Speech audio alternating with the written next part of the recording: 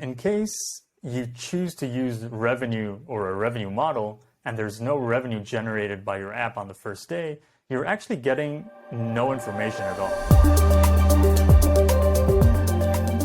Apple introduced SKAN or SKAdNetwork quite a while ago, last year, iOS 14.5.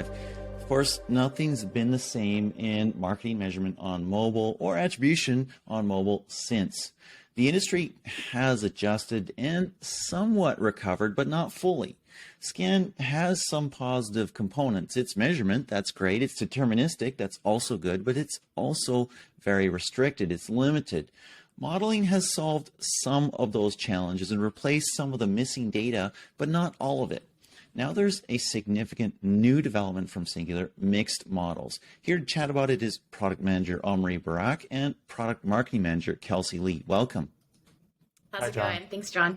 Omri, let's start with you. What's the problem here? What do we need to solve? Revenue is king. So most of our advertisers want to get information on revenue generated by their app and want to optimize their campaigns toward that. But there's a major challenge here when there's almost never a sale or an in-app purchase on the first day. And that combined with SKAN limitations really puts a limitation of choosing a model that's the first 24 hours. And to top that, there's also only a single conversion value available in SKAN. So it's very limited in what you can do with it.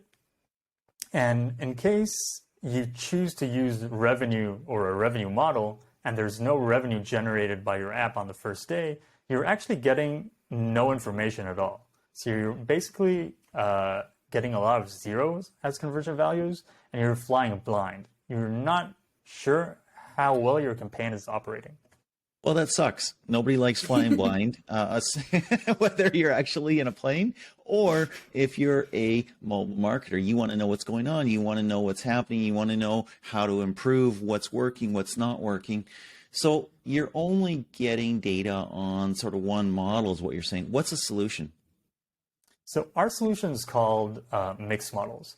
We're actually combining two models together where it'll be revenue and another model. And then you're actually getting like best of both worlds. So if there is revenue on the first day, you're tracking it, you're putting it into buckets, you're actually getting good insights for revenue.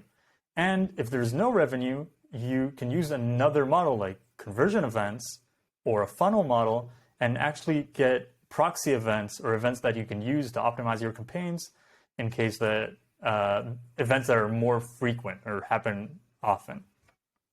That makes a ton of sense. Kelsey, let's bring you in here. We're talking about mixed models. How many conversion models does Singular support?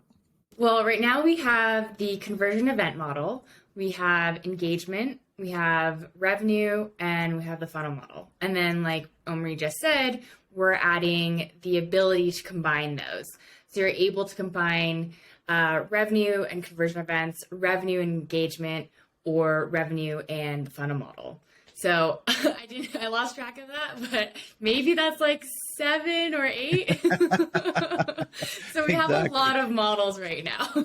Let's get a data scientist to figure that one out for us. You've also, is Admon part of that revenue model? Like, can you put Admon revenue in there as well? So yeah, Admon can be incorporated.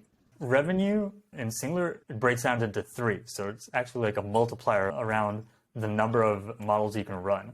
So we can have Admon revenue counted as your model in-app purchase, or you can use combined to gather both.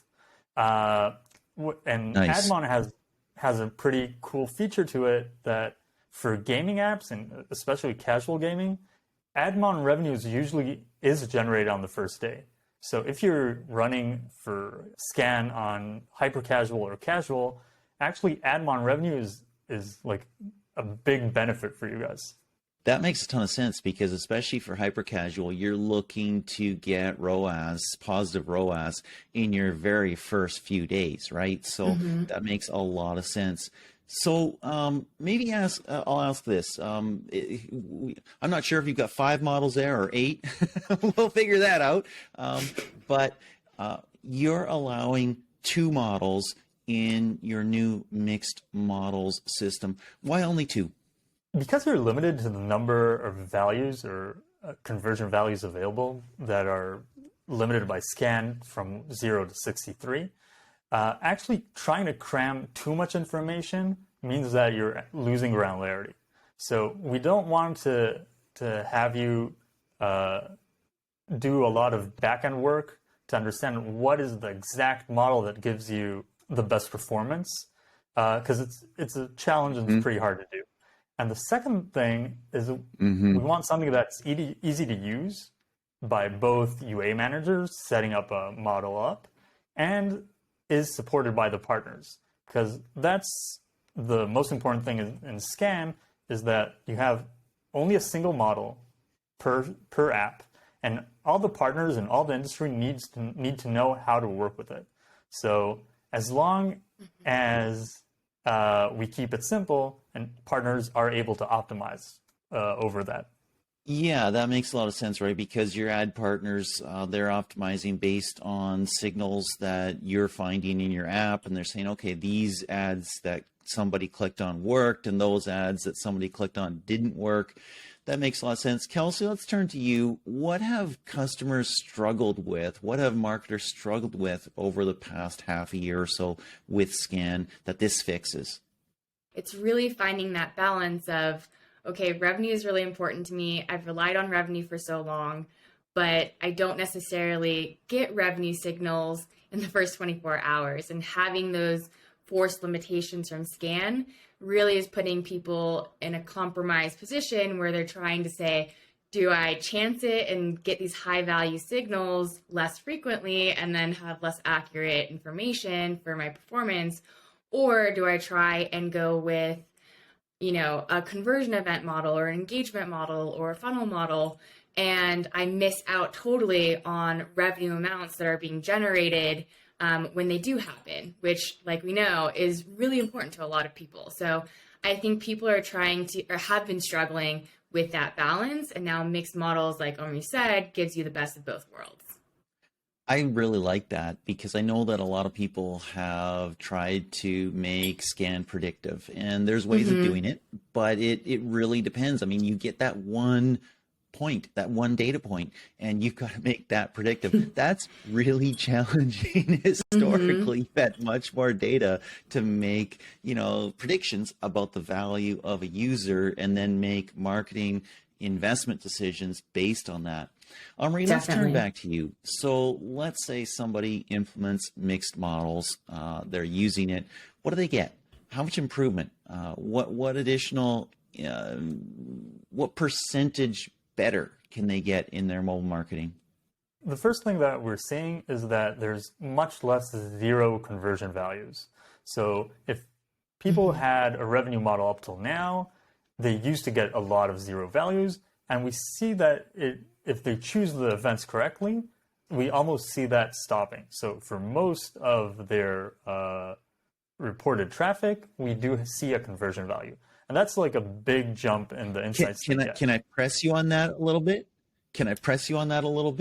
Would you say that people are getting 30% of their values as zeros, or 50% of their values as zeros, and now it's 10%? Or can you give me an estimate there? I really feel uncomfortable stating numbers I'm not sure of. But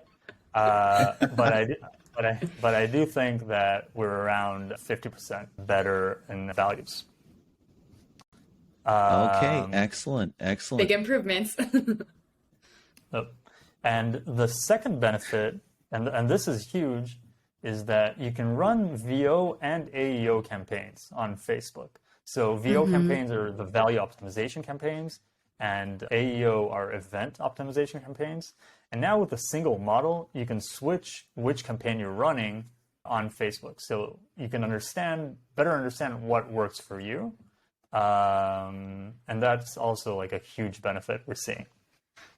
That is actually really interesting because those are two very significant models that Facebook uses. And we've all seen it's been very public. Facebook has even talked about it in their quarterly revenue calls with investors that they've really struggled under SKAdNetwork.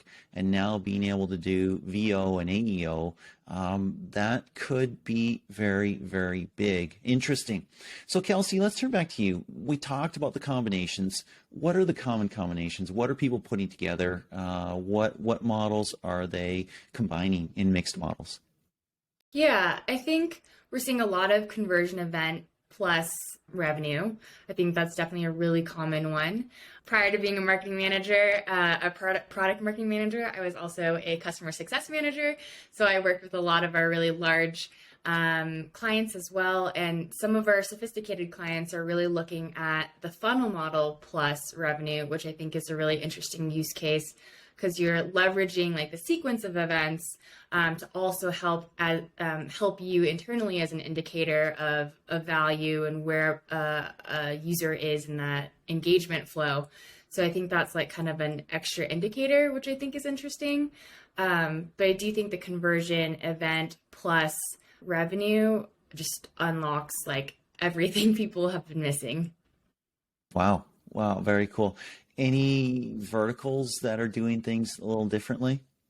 On-demand verticals do tend to have the luxury of early revenue indicators. So I think that's like one outlier when we're talking about like people who could really benefit from mixed models. So I think they've been really lucky because they tend to have users who are like, okay, like I'm downloading the Uber app and now I need to catch a ride. So the intent is high there. And so they usually have faster turnaround. So I think this is really beneficial for a lot of gaming clients. E-commerce clients probably also have a lot of higher intent, but sometimes maybe it takes a long time to like get them down the funnel to like actually do some purchases. But maybe Omri has like some other insights on vertical specifics. So we are seeing that mixed models is mainly popular in gaming right now. In gaming, a lot of times, if any revenue or any purchase has been made by a user, it's a successful campaign or a valuable user. And in e-commerce, the actual value or in what he bought also plays a big effect. And with mixed models, you can select different or put each user in a different bucket depending on how much he spent inside your app. And we thought that that would generate a lot of value for e-commerce. I love that insight that you shared, Kelsey. And when you say it, it seems obvious, but I never thought of that. On-demand apps, yeah, absolutely. When you get those, then you're ordering the food, you're ordering the ride, you're getting the thing, right? That's why you got it, right? It's not like, oh, I'll get Uber because maybe I need it next month. You get it right away. That makes a ton of sense. And usually they have those incentive offers too. So they're like $5 off, and you're like, I need that burger right now. Exactly. Yeah. Omri, to come back to you, what's next? There's been a lot of innovation here over the past, let's say, year since Apple introduced SKAdNetwork. We've seen the model data that replaces some of the missing data due to privacy thresholds. Now we're seeing mixed models that allow you to capture data on sort of multiple axes, whatever is available. What's next?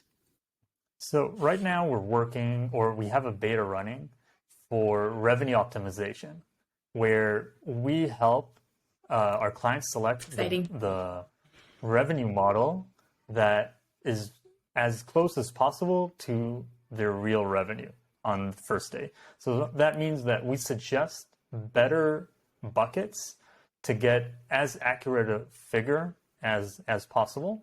We already have clients running this, and we are seeing a big improvement for some, around 20 or 30% more accurate revenue, which is cool. And in the future, we do want to add mixed models into the same kind of optimization model to get like what are the events that predict the best lifetime value. Which would be huge. Very cool. That's so exciting. I can't wait for that. I think people are going to be Yes. really, really excited for that to come. Well, I'll end here. Thanks so much, guys. Do appreciate you stopping by. This is pretty cool stuff. Looking forward to seeing even more hard data on what's going on, what's happening as people use it more and more, and what kinds of efficiencies they're able to drive. Thank you for your time. Thanks, Thank John. you, John.